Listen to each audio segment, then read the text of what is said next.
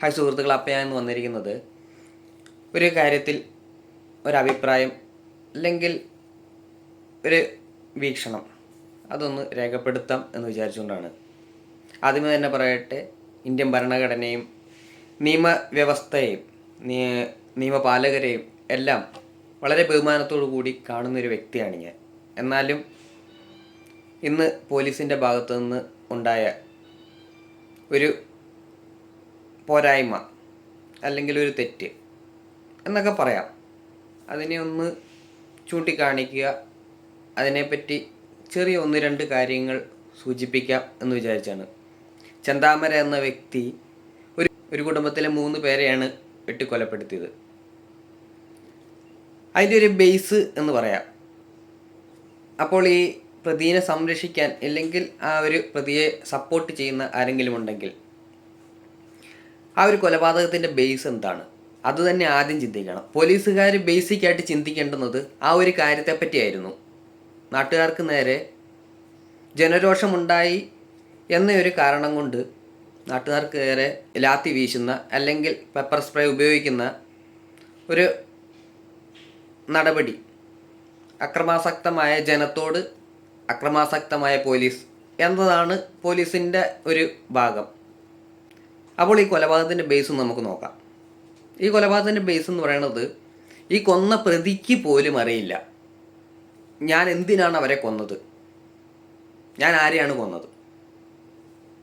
അപ്പോൾ ഈ പ്രതിക്ക് വ്യക്തമായൊരു ധാരണയില്ല. എല്ലാ കൊലപാതകത്തിലും അതിനൊരു മുൻ വൈരാഗ്യം കാണാം, എന്തെങ്കിലും ഒരു പകയൊക്കെ കാണാം അല്ലേ.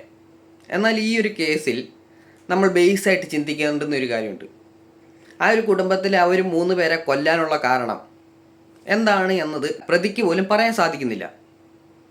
അയാൾ പറയുന്നത്, ഒരു മന്ത്രവാദിയുടെ അടുത്ത് പോയപ്പോൾ അവർ പറഞ്ഞ ഒരു രൂപ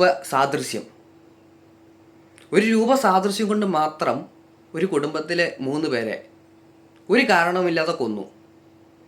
അപ്പോൾ അങ്ങനെ കൊന്നു കഴിഞ്ഞപ്പോൾ ആ കുടുംബത്തിലെ 2 പെൺമക്കൾ അനാഥരാകുകയാണ്. അവർക്കിനി ഉറ്റവരും ഉടയവരും ഒന്നും ഇല്ലാതായി. അപ്പോൾ ഇനി നമുക്ക് ഈ രാത്രിയിൽ നടന്ന സംഭവങ്ങളിലോട്ടൊന്ന് ശ്രദ്ധ ചെലുത്താം. ഇന്നലെ MLA ആ ഒരു വീട്ടിൽ കാണാൻ വന്നപ്പോൾ MLAയോട് നാട്ടുകാർ ജനരോഷം ഇളകുന്നതായിട്ട് കണ്ടിരുന്നു. അപ്പോൾ സ്വാഭാവികമാണ്, ഒരു ജനപ്രതിനിധിയാണ്, ആ ഒരു നാടിൻ്റെ പ്രതിനിധി വരുമ്പോൾ ഒരു കുടുംബത്തിലെ 3 പേരെ കൊന്നിട്ടിരിക്കുന്ന ഒരു സാഹചര്യവും കൂടി ഉള്ളപ്പോൾ MLAയോട് ചോദ്യങ്ങളൊക്കെ ചോദിക്കാം. അദ്ദേഹം പോലും വ്യക്തമായൊരു സംരക്ഷണം നൽകുമെന്ന് പറയുമ്പോൾ വ്യക്തമായൊരു സംരക്ഷണം എങ്ങനെ നൽകുമെന്ന് പറയുന്നുമില്ല. അദ്ദേഹത്തിൻ്റെ വാക്കുകളിൽ ഇങ്ങനെ പറയുന്നുണ്ട്, ഒരു പ്രതി ഇല്ലെങ്കിൽ ആ ഒരു വ്യക്തി ഇവിടെ വരുമ്പോൾ നമ്മൾ അറിഞ്ഞിരുന്നോ അയാൾ കൊല്ലാനാണ് വരുന്നത് എന്ന്. ബേസ് ഇല്ലാതെ കൊണ്ട് പറയുന്ന ഒരു വാക്കായിട്ട് അതിനെ കാണേണ്ടി വരും. കാരണം എന്തെന്നാൽ, അങ്ങനെ ഒരു പ്രതി അവിടെ വന്നതും ആ പ്രതി ഇവരെ കൊല്ലും എന്നതും എന്തുകൊണ്ട് അറിഞ്ഞില്ല അല്ലെങ്കിൽ അറിയിച്ചില്ല എന്ന് അദ്ദേഹം പറഞ്ഞു. ഈ പ്രതിക്കെതിരെ 2 ദിവസങ്ങൾ മുന്നേ ഈ കൊല്ലപ്പെട്ട വ്യക്തിയും അതുപോലെ തന്നെ ഇപ്പോൾ അനാഥമാക്കപ്പെട്ടിരിക്കുന്ന ആ മക്കളൂടെ പോയിട്ട് പരാതി കൊടുത്തിരുന്നു. ആ ഒരു പരാതി എന്ന് പറയുന്നത് ജീവനിൽ ഭീഷണിയുണ്ട് എന്നതായിരുന്നു. ജീവനിൽ ഭീഷണിയുണ്ട് എന്ന് പറയണത് ഒരാൾ കൊല്ലാൻ വരുന്നു എന്ന് തന്നെയല്ല അർത്ഥം. അയാളുടെ പേരും പറഞ്ഞിട്ടുണ്ട്, ഇന്നയാളിൽ നിന്നുമാണ് ജീവനിൽ ഭീഷണി. അപ്പോൾ കൊല്ലാൻ വരുന്നു എന്ന് അറിഞ്ഞില്ല എന്ന് പറയണത് MLAയുടെ ഒരു അറിവില്ലായ്മയായിട്ട് കാണേണ്ടി വരും. എനിക്ക് ആ MLAയോടോ ഇല്ലെങ്കിൽ ആ രാഷ്ട്രീയ പാർട്ടിയോടോ ഇല്ലെങ്കിൽ മറ്റ് രാഷ്ട്രീയ പാർട്ടികളോടോ പ്രത്യേകിച്ച് കൂറോ ഇല്ലെങ്കിൽ ആ ഒരു എതിർപ്പോ ഇല്ല. പറയുന്ന കാര്യങ്ങളിൽ ചെറിയ വാസ്തവമില്ലായ്മ തോന്നിക്കഴിഞ്ഞാൽ പ്രതികരിക്കേണ്ട കാര്യമാണെങ്കിൽ സ്വാഭാവികമായിട്ടും ജനങ്ങൾ പ്രതികരിക്കും. അതിനെ കയ്യൂക്കുകൊണ്ട് നേരിടുന്നത് തീർത്തും ദൗർഭാഗ്യകരം എന്ന് വിശേഷിപ്പിക്കേണ്ടി വരും. പ്രതിയെ ആ ഒരു പോലീസ് സ്റ്റേഷനിലോട്ട് കൊണ്ടുവരുമ്പോൾ ഉള്ള ഒരു സാഹചര്യം എന്ന് പറയുമ്പോൾ അവിടെ ജനരോഷം ഇളകി പോലീസിനെതിരെ തിരിഞ്ഞു എന്നൊക്കെയാണ് പോലീസിൻ്റെ ഒരു ഭാഗം. മാധ്യമങ്ങളിലൂടെ ഞാനും കണ്ടതാണ്. അവിടെ ഒരു ജനരോഷമൊക്കെ വരുന്നുണ്ടായിരുന്നു, സ്വാഭാവികം. കാരണം ഒരു കുടുംബത്തിലെ 3 പേരെ ഞാൻ ആദ്യമേ തന്നെ പറഞ്ഞു പ്രത്യേകിച്ചൊരു കാരണവുമില്ലാതെ കൊന്നു എന്ന്. സ്വാഭാവികമായും നമ്മുടെ നാട്ടിൽ പലവിധ പകകൾ കൊണ്ടും അങ്ങോട്ടും ഇങ്ങോട്ടും വെട്ടുകയും കുത്തുകയും ഒക്കെ ചെയ്യാറുണ്ട്. അത് സ്വാഭാവികമായി നമ്മൾ കാണുകയും ചെയ്യും. പിന്നെ ഈ ഒരു പോലീസുകാരോടായിട്ട് പറയാനുള്ളത്, അവിടെ ഒരു സാറ് പറയണത് കേട്ടു, ഈ അക്രമങ്ങളെല്ലാം കാണിച്ചു കൂട്ടിക്കഴിഞ്ഞിട്ട് തിരിച്ചു വന്നിട്ട് മാധ്യമങ്ങളോട് അദ്ദേഹം സംസാരിക്കുന്ന വേളയിൽ അദ്ദേഹം പറയുന്നൊരു കാര്യമുണ്ട്. നിങ്ങളെല്ലാം കൂടി ഒരുത്തൻ്റെ ജോലി കളഞ്ഞില്ലേ? കൂട്ടത്തിൽ ഒരുത്തൻ്റെ ജോലി പോയതാണ് അവിടെ പ്രശ്നം. ഒരു കുടുംബത്തിലെ 3 പേര് മരിച്ചത് ആ സാറിനൊരു പ്രശ്നമായിട്ട് കാണുന്നില്ല. ഇതൊക്കെ മേലെ ഇരിക്കുന്ന മറ്റ് അധികാരികൾ ശ്രദ്ധിക്കേണ്ടതും ഇതുപോലുള്ള പോലീസ് സേനയിലെ ഒരിക്കലും വെച്ചു ഉറപ്പിക്കാൻ പറ്റാത്ത ഇതുപോലുള്ള കാര്യങ്ങളെയൊക്കെ ശ്രദ്ധാപൂർവം കൈകാര്യം ചെയ്യേണ്ടതും അതിന് വേണ്ടുന്ന നടപടി എടുക്കേണ്ടതും തന്നെയാണ്. അതോടൊപ്പം അദ്ദേഹം പറയുന്നുണ്ട്, പൊതുമുതൽ നശിപ്പിച്ചതിന് ഒരു കേസും കൂടെ ഇട്ട് കൊടുക്കുന്നു. അപ്പോൾ ജനങ്ങൾക്കെതിരെ കേസെടുക്കുവാൻ മാത്രമാണ് ആ ഒരു പോലീസ് സാറിന് താല്പര്യം. ഈ നാട്ടിൽ പോലീസ് സംവിധാനം ഞാൻ ഒരുപാട് ബഹുമാനിക്കുന്ന ഒരു പോലീസ് സംവിധാനമാണ് നമ്മുടെ നാട്ടിലേത്. ആ ഒരു നാട്ടിലെ പോലീസ് സംവിധാനത്തിൽ ഇതുപോലുള്ള പുഴുക്കുത്ത് എന്ന് നമുക്ക് വിശേഷിപ്പിക്കാൻ പറ്റും. ഇതുപോലുള്ള കാര്യങ്ങളൊക്കെ കാണുമ്പം എങ്ങനെയാണ് ഒരു പാൽപ്പായസത്തെ നശിപ്പിക്കാൻ വേണ്ടിയിട്ട് ഒരു നുള്ള് ഉപ്പ് മതി, ഇല്ലെങ്കിൽ ഒരു നുള്ള് വിഷം മതി എന്നൊക്കെ പറയുന്ന പോലെ ഇത്രയും നല്ലൊരു സേനയിൽ ഇതുപോലെ ഒരു വാക്ക്, ഇത്രയും വലിയ തെറ്റ് ചെയ്ത് ഒരു പ്രതിയെ സ്റ്റേഷനിൽ കൊണ്ടുവന്നിരിക്കുമ്പോൾ ജനരോഷം ഉണ്ടാകുന്ന സ്വാഭാവികം. അതോടൊപ്പം ഇദ്ദേഹം ചിന്തിക്കേണ്ടുന്ന ഒരു കാര്യമുണ്ട്, ആ ഒരു പോലീസുകാരൻ്റെ ജോലി എന്തുകൊണ്ട് പോയി എന്നത് വളരെ സ്വാഭാവികം എന്ന് തന്നെ പറയേണ്ടി വരും. ഒരു പ്രതി ഉള്ളിൽ ആക്കപ്പെട്ടത് ഒരു കുറ്റം ചെയ്തിട്ടാണ്. അദ്ദേഹത്തിന് നമ്മുടെ ഭരണഘടന നൽകുന്ന ഒരു അവകാശങ്ങളിലൊന്നായ ജാമ്യം അദ്ദേഹത്തിന് നൽകുന്നു. അത് അദ്ദേഹത്തിൻ്റെ അവകാശം.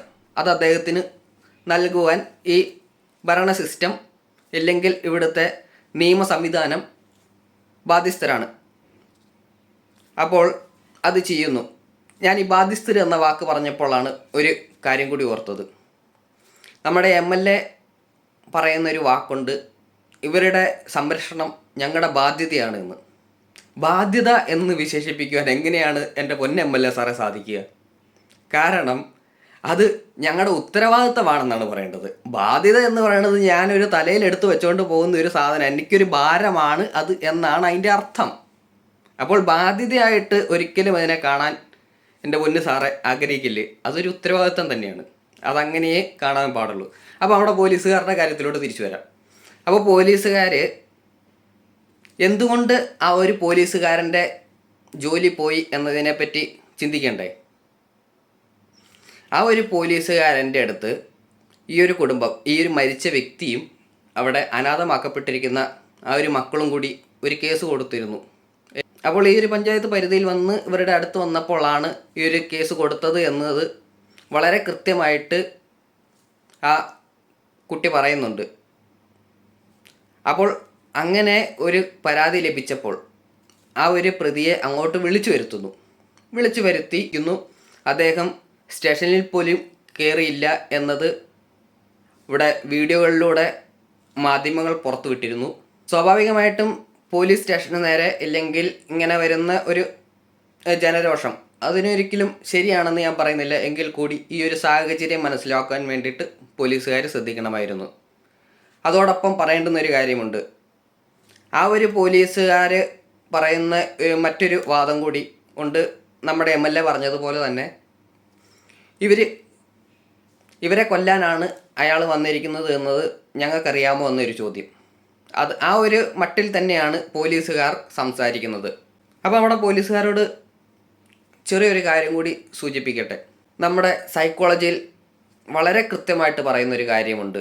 എന്തെന്നാൽ ഒരിക്കൽ ചോര കണ്ട് അറപ്പ് മാറിയൊരു വ്യക്തിക്ക് പിന്നീട് ഒരു കൊലപാതകം ചെയ്യുവാൻ ഒരു മടിയും കാണില്ല എന്ന് വളരെ കൃത്യമായിട്ട് സൈക്കോളജിയിൽ പറയുന്ന ഒരു കാര്യമാണ്. ക്രിമിനൽ സൈക്കോളജിയിൽ വളരെ കൃത്യമായിട്ട് ഈ പറയുന്ന നിയമപാലകർക്ക് ട്രെയിനിങ് ചെയ്തു കൊടുക്കുന്ന ഒരു കാര്യമാണെന്നാണ് എൻ്റെ ഒരു വിശ്വാസം. ഇനിയിപ്പോൾ അറിയില്ല എങ്കിൽ എൻ്റെ ചെറിയ അറിവിൽ നിന്ന് ഞാൻ പറഞ്ഞു തരാം. ഈ ഒരു വിഷയത്തിൽ കുറച്ചൊക്കെ പഠിച്ചിരുന്നു, അതുകൊണ്ട് പറഞ്ഞു തരാം. ഒരിക്കൽ ഒരു കൊലപാതകം ചെയ്ത് ചോര കണ്ട് അറപ്പ് മാറിയ ആ കൊലപാതകം ചെയ്യുമ്പോൾ തൻ്റെ ദേഹത്തേക്ക് ചുടുചോര തെറിക്കുന്നുണ്ട്. തൻ്റെ മുന്നിൽ ഒരാൾ പിടഞ്ഞ് മരിക്കുന്നുണ്ട്. അത് കണ്ടുകൊണ്ട് നിന്ന് ഈ ഒരു ചോരയൊക്കെ മേത്ത് വീണ് അതിനോടുള്ള അറപ്പ് മാറിക്കഴിഞ്ഞാൽ പിന്നീട് 10 20 ആളുകളെ കൊല്ലാൻ വേണ്ടി ഒരു മടിയും കാണില്ല. ജനക്കൂട്ടം അവിടുന്ന് പിരിഞ്ഞു പോകുന്ന ഒരു സാഹചര്യം കൂടി പറയാം. അവർക്ക് നേരെ ലാത്തി വീശുന്നുണ്ട്. അത് കഴിഞ്ഞിട്ട് ആ ഒരു ജനക്കൂട്ടം അവിടുന്ന് സമാധാനപരമായിട്ട് പിരിഞ്ഞു പോകുന്നുണ്ട്. എപ്പോഴാണ്? നമ്മുടെ MLA ഒക്കെ വന്നേച്ച് സംസാരിക്കുമ്പോൾ. MLAക്ക് മുന്നേ DCC സെക്രട്ടറി ആണെന്നാണ് എൻ്റെ ഒരു വിശ്വാസം. നമ്മുടെ DCC സെക്രട്ടറി ചേട്ടനൊക്കെ അവിടെ വന്ന് സംസാരിക്കുന്നു. അവർ സംസാരിച്ച് രാഷ്ട്രീയക്കാരൊക്കെ സംസാരിച്ച് കഴിയുമ്പോൾ ജനങ്ങളോട് വളരെ കൃത്യമായി സംസാരിക്കുന്നു. അവർ പിരിഞ്ഞു പോകാൻ റെഡിയാകുന്നു. എന്നാൽ ഈ ഒരു കാര്യം അവിടെയുള്ള മുതിർന്ന ഒരു പോലീസ് ഉദ്യോഗസ്ഥൻ മുന്നോട്ട് വന്ന് ഇവരോട് സംസാരിക്കുവാൻ തയ്യാറായിരുന്നെങ്കിൽ സ്വാഭാവികമായും ഇവിടെ എന്താണ് സംഭവിക്കാൻ പോണത്? ലാത്തി പോയിട്ട് അവർക്ക് നേരെ ഒരു വാക്കുപോലും പറയേണ്ടുന്നൊരു സാഹചര്യം വരില്ലായിരുന്നു. കാരണം അതും ഒരു സൈക്കോളജി തന്നെയാണ്. അതിന് വ്യക്തമായൊരു ഉദാഹരണം കൂടി പറയാം. നമ്മുടെ നെയ്യാറ്റിൻകര ഗോപൻ സ്വാമി കേസ്. ആ ഒരു കേസിൽ അവിടെ ജനരോഷമുണ്ടായിരുന്നു. അത് ജനരോഷം എന്ന് പറയുമ്പോൾ ഒരേ നാട്ടിലെ ജനങ്ങൾ 2 ചേരിയിൽ നിൽക്കുകയാണ്. പോലീസുകാർ ഇത് പൊളിക്കാനും വന്നിരിക്കുന്നു. അപ്പോൾ അത് പൊളിച്ചു കഴിഞ്ഞാൽ മറ്റ് കേസുകൾ ഉണ്ടാകും, മറ്റ് വിഷയങ്ങളിലോട്ട് പോകും. കാരണം മതപരമായിട്ടുള്ള വിശ്വാസങ്ങളിലോട്ടൊക്കെ അത് വഴിതിരിക്കും. അപ്പോൾ അവിടെ കളക്ടർ ഇല്ലെങ്കിൽ അസിസ്റ്റൻറ്റ് കളക്ടർ ചെയ്യുന്ന ഒരു കാര്യമുണ്ട്. ഇവരോട് വ്യക്തമായിട്ട് സംസാരിക്കുക, ആശയവിനിമയം. ഈ ഒരു കാര്യം ചെയ്താൽ തന്നെ പകുതി പ്രശ്നങ്ങൾ തീരും. അപ്പോൾ ഇതുപോലും ചെയ്യുവാൻ തയ്യാറാകുന്നില്ല എന്നത് ആ വീഡിയോ ഇല്ലെങ്കിൽ മാധ്യമ വീഡിയോകളിലൂടെ വളരെ കൃത്യമാണ്. ഈ ഒരു മാധ്യമ വീഡിയോ ഒക്കെ തീർച്ചയായിട്ടും ശ്രദ്ധയിൽപ്പെടണം. കാരണം നമ്മുടെ നാട്ടിൽ ഭരണ സിസ്റ്റത്തിൽ ഓരോ ജനപ്രതിനിധികളെ ഇല്ലെങ്കിൽ ഓരോ ഉദ്യോഗസ്ഥരെയൊക്കെ നിയമിച്ചിരിക്കുന്നത് ഇതുപോലുള്ള കാര്യങ്ങൾ ശ്രദ്ധിക്കാനും കൂടിയാണല്ലോ. അപ്പം നിങ്ങളുടെ ശ്രദ്ധയിൽ ഇത് പെടുകയും ചെയ്യും. ഇത് പെട്ട് കഴിയുമ്പോൾ വേണ്ടുന്ന നടപടികൾ വേണ്ടുന്ന രീതിയിൽ അറ്റ്ലീസ്റ്റ് ഒരു വാക്കാലുള്ള ഒരു നിയമ ലംഘനത്തിനെതിരായ ഇല്ലെങ്കിൽ ആ ഒരു ജനക്കൂട്ടത്തിനെതിരെ പ്രതികരിച്ചതിന് വാക്കാലെങ്കിലും ആ ഒരു ഉദ്യോഗസ്ഥർക്കൊരു താക്കീത് കൊടുക്കണം എന്നതാണ് എൻ്റെ ഒരു അഭിപ്രായം. അപ്പോൾ ഇതുപോലുള്ളൊരു സാഹചര്യത്തിലൊക്കെ സ്വാഭാവികമാണ് ജനരോഷം ഉണ്ടാകുക. ഒരു കുടുംബത്തിലെ 3 പേരെയാണ് കൊന്നിരിക്കുന്നത്. ഒരാളെ കൊന്നത് തീർച്ചയായിട്ടും അറിവില്ലാതെ വന്ന് സംഭവിച്ചു പോയി. പക്ഷേ രണ്ടാമത് നടന്ന ഇരട്ടക്കൊലപാതകം, അതിൽ ഇവിടെ പോലീസുകാർ തന്നെ പ്രതിക്കൂട്ടിലാകുന്ന ഒരു സാഹചര്യമുണ്ട്. കാരണം ഈ ഒരു പ്രതി ഇവരുടെ അടുത്തെത്തിയതിനും വളരെ കൃത്യമായ തെളിവുകളും എല്ലാം പോലീസുകാരുടെ കയ്യിലുണ്ടായിട്ടും വേണ്ടുന്ന നടപടികൾ സ്വീകരിച്ചില്ല എന്നത് പോലീസുകാരുടെ ഭാഗത്തുനിന്ന് വന്ന ഒരു വീഴ്ച തന്നെയായിരുന്നു എന്നത് പോലീസുകാരുടെ എന്ന് പറയുമ്പോൾ എല്ലാ പോലീസുകാരെയും ഞാൻ ഒരിക്കലും പറയുന്നില്ല. ആ ഒരു സ്റ്റേഷനിലെ ബന്ധപ്പെട്ട ഉദ്യോഗസ്ഥരുടെ, ഇത് ശ്രദ്ധിക്കേണ്ടുന്ന ഉദ്യോഗസ്ഥരുടെ വീഴ്ച തന്നെയാണ് എന്ന് പറയേണ്ടി വരും. അപ്പോൾ ഇതൊക്കെ ശ്രദ്ധിക്കുക, അത് മാത്രമേ പറയാനുള്ളൂ. അല്ലാതെ ജനങ്ങൾക്ക് നേരെ വലാത്തി എടുത്തുകൊണ്ട് തിരിഞ്ഞിട്ടൊന്നും പ്രത്യേകിച്ചൊരു കാര്യവുമില്ല. അവനവൻ്റെ ജോലി മര്യാദയ്ക്ക് ചെയ്താൽ തന്നെ പകുതി പ്രശ്നം തീരും. അതോടൊപ്പം ഇതുപോലുള്ള ജനരോഷം ഉണരുന്ന ഒരു സാഹചര്യത്തിൽ അവരുടെ മുന്നിൽ ആശയവിനിമയം നടത്തുവാൻ ബന്ധപ്പെട്ട മുതിർന്ന ഉദ്യോഗസ്ഥർ തയ്യാറാകണം. അപ്പോൾ തന്നെ ബാക്കി പ്രശ്നവും തീരും. അതോടൊപ്പം അദ്ദേഹത്തിന് വളരെ കൃത്യമായ ബോധമില്ല അല്ലെങ്കിൽ മാനസിക നില ശരിയല്ല എന്നൊക്കെ പറയുന്ന ആളുകളോട് ഇല്ലെങ്കിൽ അങ്ങനെയുള്ള വാദങ്ങൾ അവതരിപ്പിക്കുവാൻ വേണ്ടി തയ്യാറാകുന്ന വക്കീലുമാരോടൊക്കെ ഒരു കാര്യം, അദ്ദേഹം ആ ഒരു ജാമ്യ വ്യവസ്ഥ തിരുത്തുവാൻ വേണ്ടി അദ്ദേഹം ഉപയോഗിച്ചൊരു വഴിയുണ്ട്. എന്താണെന്ന് ശ്രദ്ധിച്ചിരുന്നോ? ആ ഒരു ജാമ്യ വ്യവസ്ഥ തിരുത്തുന്നത് അദ്ദേഹം ഒരു ഡ്രൈവറാണ്, അതുകൊണ്ട് തന്നെ ആ ഒരു പോലീസ് സ്റ്റേഷൻ പരിധിയിൽ കയറണമെന്നാണ്. അപ്പോൾ അത് ചിന്തിക്കുവാൻ വേണ്ടി അദ്ദേഹത്തിന് വളരെ കൃത്യമായ ബോധമുണ്ട്. ആ ഒരു ബോധമുള്ള വ്യക്തി എന്തുകൊണ്ട് കൊലപാതകം ചെയ്തപ്പോൾ ബോധമില്ലാതെ ചെയ്തു എന്ന് തീർച്ചയായിട്ടും ചിന്തിക്കണം.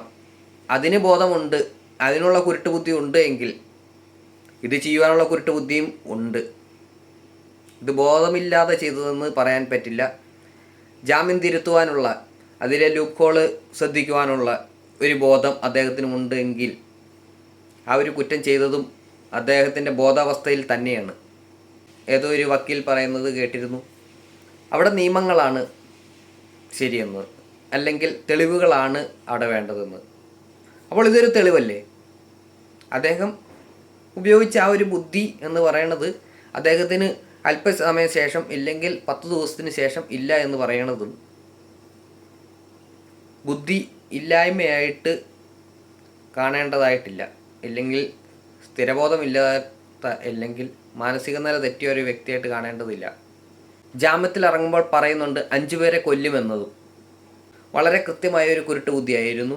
നിയമത്തിലെ പഴുതുകൾ അതൊക്കെ കണ്ടുപിടിക്കാനുള്ളൊരു ബുദ്ധി എന്ന് പറയുമ്പോൾ അദ്ദേഹത്തിന് സ്ഥിരതയില്ലാത്ത, അല്ലെങ്കിൽ തലയ്ക്ക് സ്ഥിരതയില്ലാത്ത ആളെന്ന് വിശേഷിപ്പിക്കാൻ പറ്റില്ല. അദ്ദേഹം ക്രിമിനൽ മൈൻഡുള്ള ആളല്ല എന്ന് വിശേഷിപ്പിക്കാൻ പറ്റില്ല. അപ്പോൾ ഇതൊക്കെ ഉണ്ട് എന്ന വളരെ കൃത്യമായൊരു തെളിവ് അവിടെ ഉണ്ട്. അതൊക്കെ ശ്രദ്ധിച്ചുകൊണ്ട് പോലീസുകാർ അല്ലെങ്കിൽ നിയമപാലകർ അതിനൊക്കെ വേണ്ടുന്ന നടപടികൾ ചെയ്യേണ്ടതായിട്ടും